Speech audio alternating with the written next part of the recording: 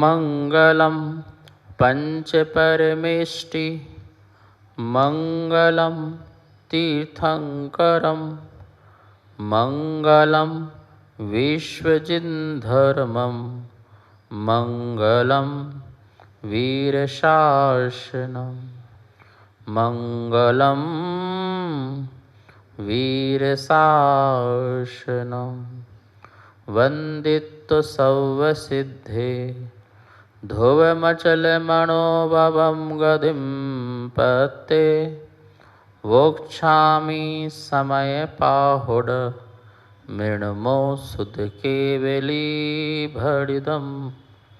नमो अरिहन्तारं नमो सिद्धारं नमो आयर्याणं नमो उवज्झायाणं नमो Lowe सौवशाहूणम्।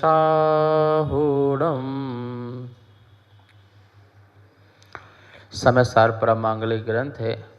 आचार्य कुंदकुंदेव द्वारा ईसा पूर्व प्रथम शताब्दी में लिखा गया है।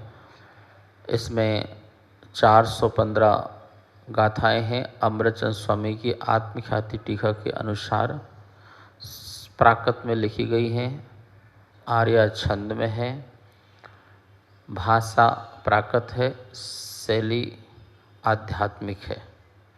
आत्मा का सार इसमें बताया गया है। गाथा नंबर 12 जैसे हम पढ़ रहे थे, शुद्धो शुद्धादेशो नादब्बो परम भावदर्शिहिं व्यवहार देशिदा पुण्य जेदु अपरमेठिदा भावे। दो बात समझिए, एक परम भाव और एक अपरम भाव। अपरम भाव जो अभी व्यवहार में है वो अपरम भाव है, जो निश्चय में है वो परम भाव में है। परम भाव के लिए शुद्धादेशो हो, शुद्ध द्रव्य का कथन करना कहा गया है। शुद्ध ने शुद्ध द्रव्य का कथन करता है। जो परम भावदर्शी हैं यह उनके जानने योग्य है। व्यवहार देशतः व्यवहार का कथन जो अपरम भाव में स्थित हैं ये उनके लिए कहा गया है। समझ में आ रहा है ना? व्यवहार तीर्थ है, व्यवहार मोक्ष मार्ग है। हम ये कह सकते हैं व्यवहार पर्याय का बोध कराता है। यदि हम व्यवहार नहीं मानते हैं तो पर्याय भी हमें नहीं मानना पड़ेगा। व्यवहार को छूटते हैं तो पर्याय छूटती है, और निश्चय को छोड़ते हैं तो द्रव्य छूटती है। इसलिए पर्याय नहीं छोड़ सकते। केवल ज्ञान भी पर्याय है। 14 गुण स्थान भी पर्याय स्थान हैं। यदि हम पर्याय को छोड़ देंगे तो 14 गुण स्थान भी समाप्त हो जाएंगे, कुछ भी नहीं रह जाएगा। इसलिए 14 गुण स्थान भी व्यवहार है, पर्याय स्थान है। मोक्ष मार्ग ही समाप्त हो जाएगा। सम्यक दर्शन, सम्यक ज्ञान, सम्यक चारित्र भी पर्याय है। श्रद्धा गुण की सम्यक दर्शन पर्याय है, ज्ञान गुण की सम्यक ज्ञान पर्याय है, चारित्र गुण की सम्यक चारित्र पर्याय है। और वही पर्याय से तो मोक्ष मार्ग टिका हुआ है। मोक्ष मार्ग टिका हुआ, इसलिए पर्याय को हम व्यवहार कहते हैं। व्यवहार का अभाव का मतलब है मोक्ष मार्ग का अभाव, और मोक्ष मार्ग का अभाव का मतलब है मोक्ष का भी अभाव। मोक्ष का भी अभाव, क्योंकि जहाँ तीर्थ का अभाव वहाँ तत्व का अभाव। जहाँ पर्याय ही नहीं है वहाँ वस्तु भी नहीं है, तो वस्तु तत्व का ही अभाव हो जाएगा। जब वस्तु का अभाव होगा तो पूरे संसार का भी अभाव मानना पड़ेगा। इसलिए यहाँ कह रहे हैं कि भैया व्यवहार दिशतः व्यवहार का कथन किया गया है किनके लिए? अपरम भाव ठिदा, जो अपरम भाव में स्थित हैं उनके लिए यह कहा गया है, वो प्रयोजनवान है। आचार्य भगवान ने टीका में बहुत सुंदर उदाहरण दिया है स्वर्ण का। इसमें क्या दिया है कि शुद्ध सोना 16 ताव के बाद होता है।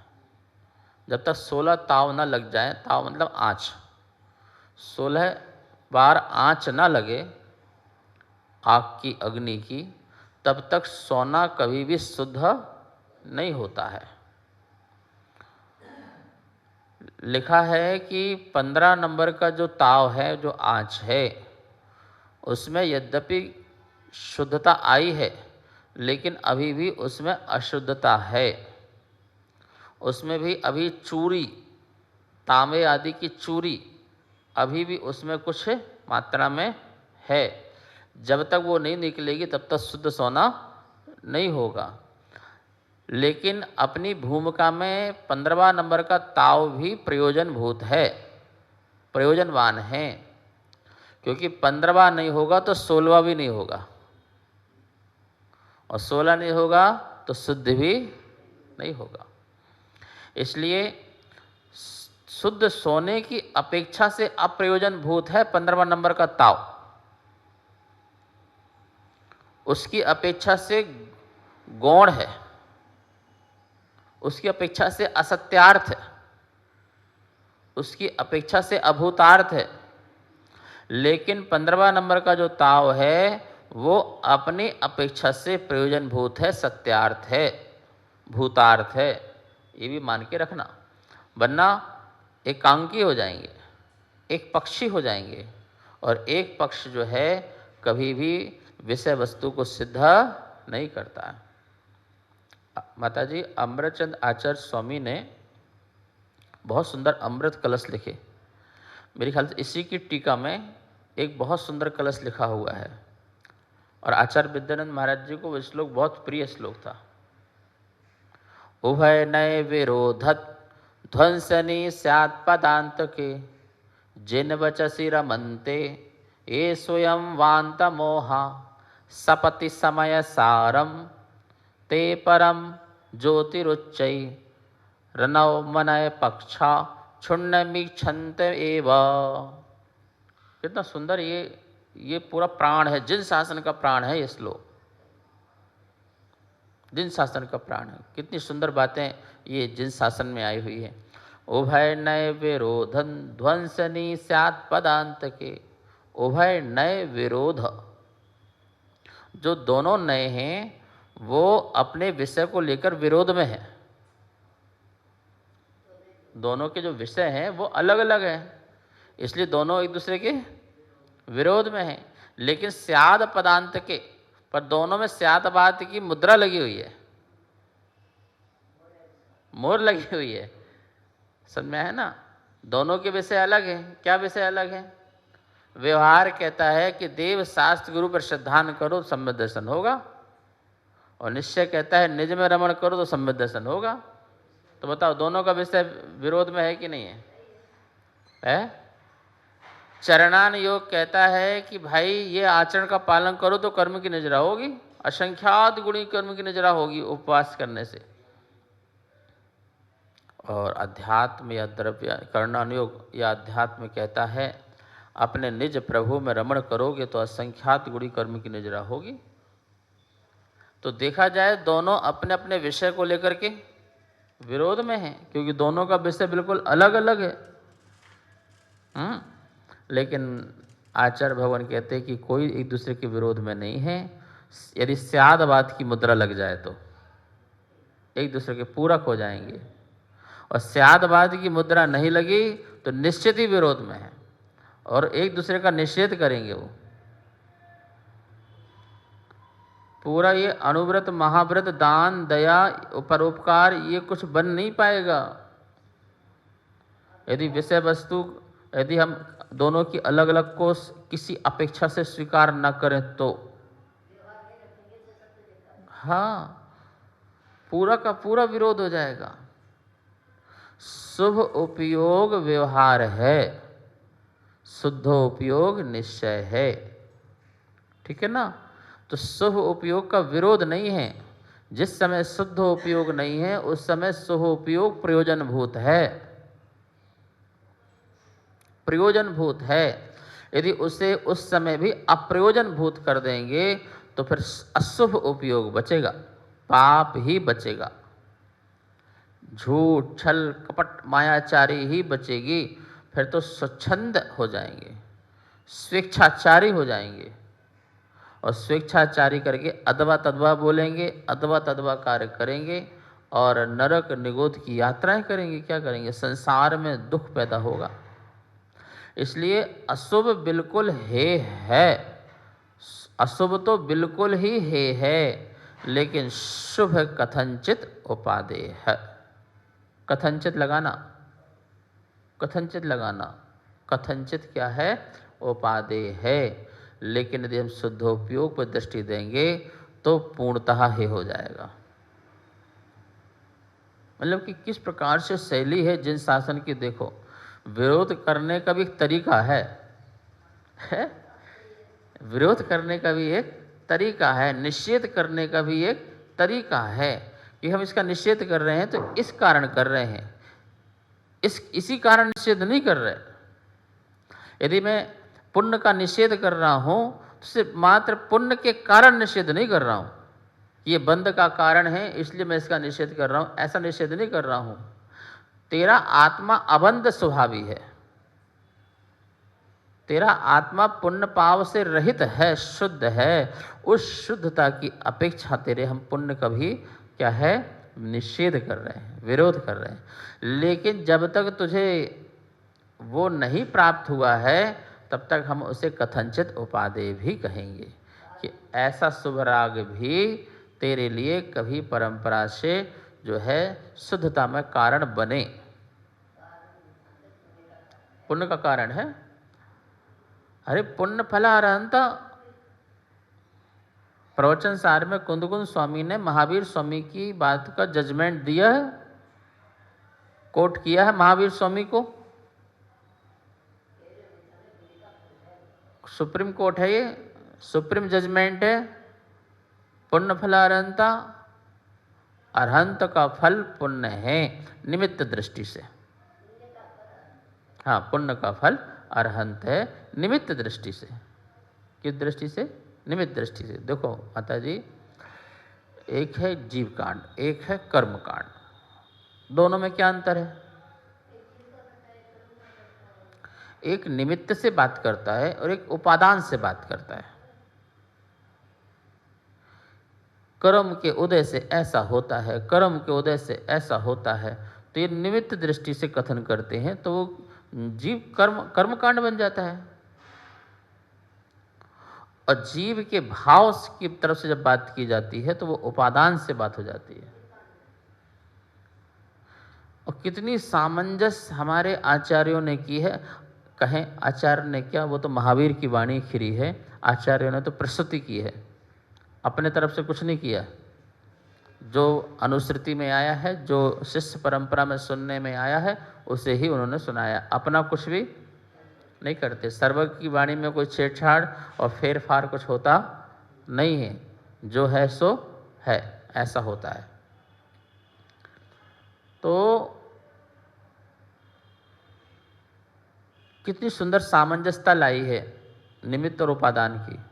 जैसे कोई भी परिभाषा बनाते हैं तो दोनों में सामंजस्य लेके आते हैं। मनुष्य गति किसे कहते हैं? तो हम बाल विज्ञान में पढ़ते थे और रटते थे बस, लेकिन समझ में नहीं आता था, रट लिया, सुना दिया, इनाम मिल गया, चलते बने। मनुष्य गति नाम कर्म के उदय से जो जीव की अवस्था विशेष होती है उसे मनुष्य गति कहते हैं। ये परिभाषा है ना माता जी? अब इसमें दोनों चीजें, मनुष्य गति नाम कर्म के उदय से, यहां तक छोड़ दो, इज इक्वल टू कर्मकांड। जीव की जो अवस्था विशेष होती है इज इक्वल टू जीव कांड। हो गया, दोनों चीज आ गई ना, कि एक निमित्त और एक उपादान। जो जीव की अवस्था हो रही है वो जीव की स्वयं की अपनी उपादान शक्ति है, चाहे विभाव की हो चाहे स्वभाव की हो, उसमें पर का कोई लेना देना नहीं है, पर की उपस्थिति है,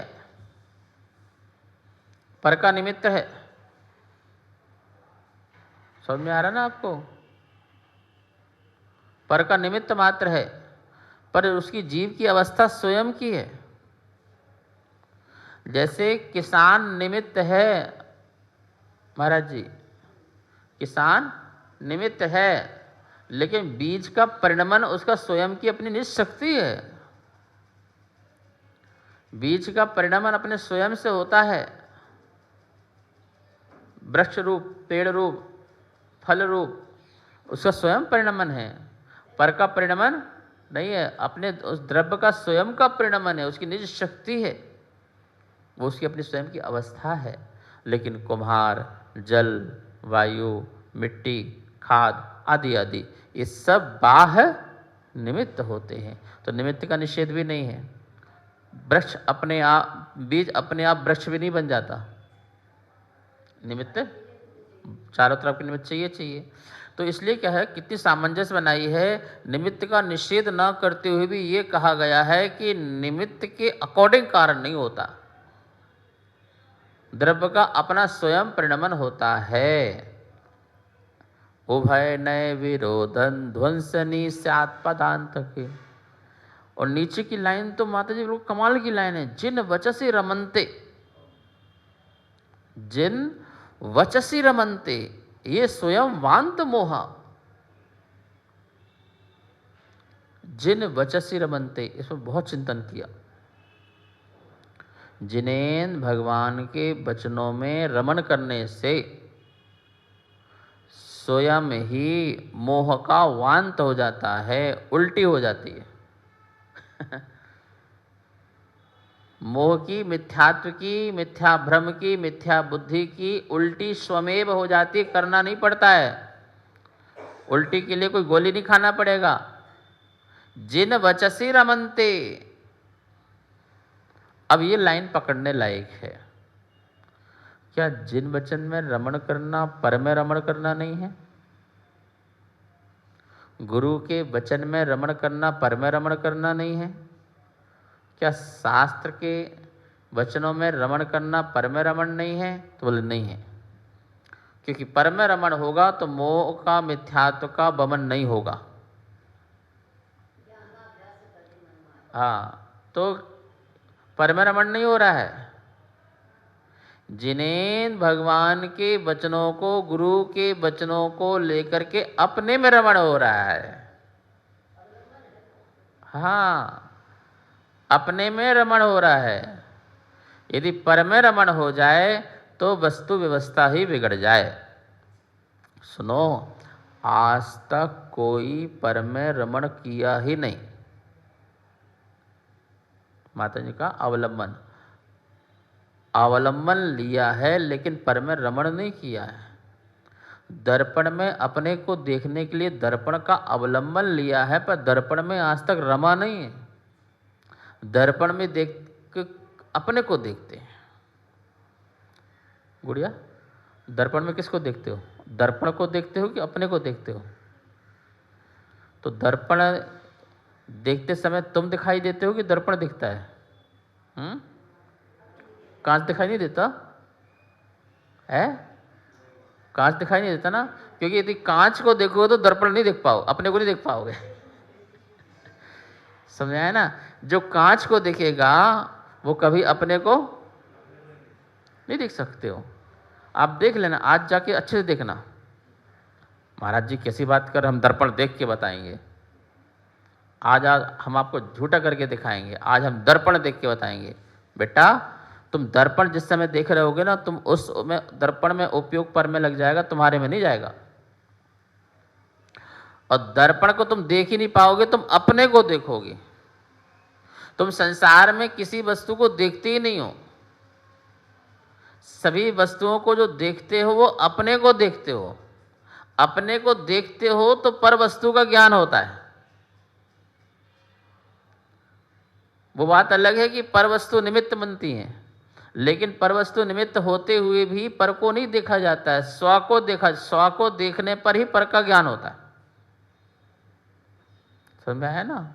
पर को देखने से स्व का ज्ञान नहीं होता है। स्व को रमने पर ही आत्मा ज्ञान में रमण करने पर ही पर का ज्ञेय पदार्थ का ज्ञान होता है। ज्ञेय में रमण करने से ज्ञान कभी नहीं होता है। और ज्ञेय में रमण करने लग जाए तो केवली को 24 घंटे ज्ञेय में रमण करना पड़ेगा। जितने भी संसार में जानने योग्य पदार्थ हैं, केवली उन पर रमण नहीं करते हैं, अपने आप पर रमण करते हैं। जैसे हम दर्पण को देखते हैं तो दर्पण में रमण नहीं करते हैं, अपने में रमण करते हैं। बेटा तो तुम पुस्तक पढ़ते हो तो मम्मी कभी कभी कहती है ना, बेटा तू कहाँ खो गई, कहाँ खो गई? तो तुम पुस्तक में खो गई कि अपने में खो गई, बताओ। संदीप जी, पुस्तक में खो गए कि अपने में खो गए?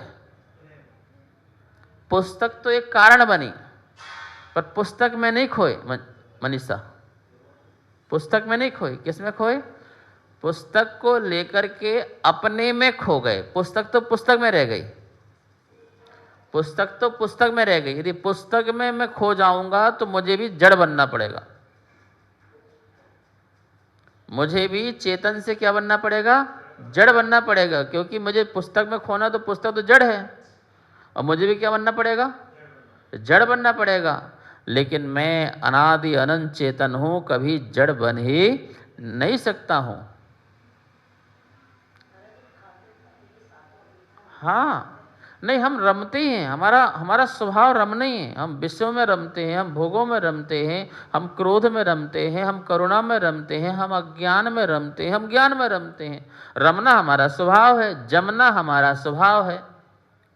रमना, बोलो, रमना और जमना ये हमारा स्वभाव है। रमना सिद्धांत, जमना चारित्र। रमना सिद्धांत है, रमे बिना आप रह नहीं सकते, आपको हर चीज पर रमना है। अब बस ये है कि आप मिथ्यात्व में रम रहे हैं या सम्यक्त में रम रहे हैं, आप गलत में रम रहे हैं या सही में रम रहे हैं, ये देखना बस। आप विपरीत में रम रहे हैं कि विपरीत से रहित रम रहे हैं, आप एक पक्ष में रम रहे हैं या अनेकांत पक्ष में रम रहे हैं, ये आपको देखना है। आप भोग में रम रहे हैं कि योग में रम रहे हैं, आप राग में रम रहे हैं कि वीत राग में रम रहे हैं। और रमने के बाद स्थिरता आ जाए तो वो चारित हो जाए, जमना होता है। तुमको क्रोध में भी स्थिरता होती है ना, अंतर मुहूर्त तक तुमको क्रोध में भी स्थिरता होती है, वो तुम्हारा चारित्र, ध्यान रखना। इसलिए उसको चारित्र में लिया है। कसाई को किस में लिया है? मोहिनी चारित्र में लिया ना, रमने को नहीं लिया। रमने को लिया है दर्शन मोहिनी में। दर्शन मोहिनी में आप श्रद्धांश से रमे हुए हो, पर संस्कार से नहीं रमे हुए हो। संस्कार की कनेक्टिविटी लगातार तब जो आएगी वो चारित्र में आएगी, वो कसाई जोड़ेगी आपको। क्या जोड़ेगी? उस विषय वस्तु में जो श्रद्धा हुई, उस श्रद्धा विषय वस्तु में हुई, उसमें जो कंटिन्यूता लाएगा वो कौन लाएगा? वो चारित्र लाएगा। समझ में आया ना? तो वो कसाई लाएगी आपको। यदि आपको ये मकान अच्छा लग रहा है, इस पर श्रद्धा आपको है कि हो मेरा मकान श्रद्धा है, इस प्रकार का परिणाम है, तो इसमें रमता तो आई। तुमको पड़ोसी के मकान में अच्छा लगता है कि अपने मकान में अच्छा लगता है? बोलो। तो जो अपने मकान में अच्छा लगता है वो रमता है, और इसी मकान में रहूं, इसे ना छोड़ूं, ये राग की जमता है, ये कसाई की जमता है। कसाई ने तुम्हें जमा रखा है। ऐसे भैया सुनो, अपने शुद्ध आत्मा के स्वरूप में उसका आश्रय लेना, उसमें निश्चय से रमना निश्चय सम्यक दर्शन है, और उसमें जमे रहना निश्चय चारित्र है। निश्चय चारित्र है। तीनों की एकता। अपरम भाव में तीनों की एकता नहीं होती, ध्यान रखना। सुनो भैया ध्यान से, जितने लोग सुन रहे हैं टीवी के माध्यम से, भटकना मत। अपरम भाव में कभी भी रत्नत्रय की एकता नहीं होती है, परम भाव में ही एकता होती है। निश्चय सम्यक दर्शन, निश्चय सम्यक ज्ञान, निश्चय सम्यक चारित्र्य, ये तीनों की एकता, ये तीनों की एकता परम भाव में होती है, अपरम भाव में नहीं हो सकती है, शुभ भाव में नहीं हो सकती है। जब तुम्हारे सारे के सारे परिणाम शुद्ध की ओर सन्मुख खड़े हो जाएं, तभी ये तीनों की एकता हो पाएगी। लेकिन सारे परिणाम शुभ की ओर सन्मुख हैं तो उस समय ये अभेद रूप में नहीं, भेद रूप में अनुभव में आएंगे। नहीं, व्यवहार तो वो भेद की अपेक्षा से, पर्याय की अपेक्षा से, व्यवहार के भी कई प्रकार के व्यवहार होते हैं, तो वो सद्बोध है असद्बोध है, वो अलग है। वो हम मानते हैं कि 14 गुण स्थान ही व्यवहार है, लेकिन अभी हम शुभ परिणाम और शुद्ध परिणाम की अपेक्षा लगाएं तो शुभ परिणाम के प्रति जो झुका हुआ है वो अभी 7वें गुण स्थान तक झुका हुआ है। 6वें गुण स्थान में सुजलन कसाई की तीव्रता है और 7वें गुण स्थान में सुजलन कसाई की मंदता है, बस वो मंदता का परिणाम है। तो इसलिए पूरे के पूरे परिणाम शुभ में झुके हुए हैं मुनिराज के, लेकिन वही परिणाम जब शुद्ध में जाते हैं तो अधिकांश परिणाम जो हैं वो शुद्ध की ओर सन्मुख हो जाते हैं, इसलिए वहाँ पर निश्चय रत्नत्रय बन जाता है, या यूँ कह सकते हैं निश्चय रत्नत्रय में प्रवेश हो जाता है। पूर्णता तो हम 12वें गुण स्थान में मानेंगे, ठीक है ना, जहाँ पर पूरा समस्त कसाय का अभाव नेमी चंद्र के जजमेंट के अनुसार समस्त कसाय का या तो उपशम हो जाए या क्षय हो जाए।